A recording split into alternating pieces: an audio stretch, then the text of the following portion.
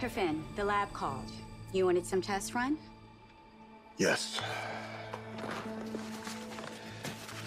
Need a DNA comparison as soon as possible, please. You got it. Thank you.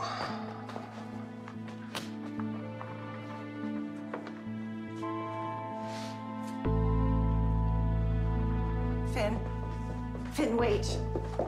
The memories Franco received were from Drew's life before he came here to Port Charles. So if Dr. Kirk was right, and Franco was hearing Peter's voice because of a memory transfer, that means that Drew and Peter knew each other years ago and Drew was still in the military. If that's true, why didn't Peter ever say anything? Peter didn't want us to know. Obviously, he's been lying to us. Why do you always jump to the worst conclusions? Oh, believe me, Peter, lying to us is not the worst possible conclusion. I tell you, the picture of Peter that is coming into focus is not very flattering. We need to plot this out and see where it leads.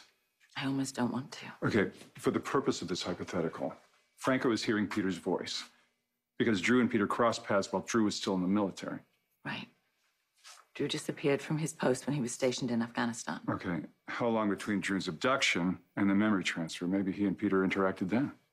Which means that Peter played more than just a minor role in all the crimes that were committed.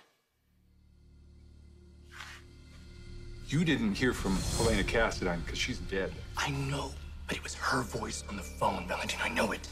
She threatened to expose that I'm the one that abducted Drew in Afghanistan. Okay. Valentine, what aren't you telling me?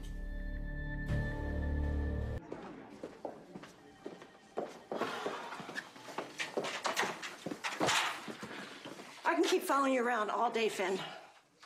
And what's the alternative? Take a minute and talk to me now. Well, you know, usually when someone tells me to go to hell, I assume that's the end of the conversation. Okay, look, I lost my temper. I can admit that. I'm sorry. Okay, what is it you think we still have to talk about? Can you dial back the animosity? I'm not your enemy.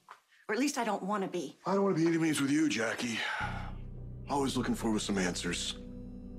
I just need to know if Chase is my son or my brother. Have you really thought this through?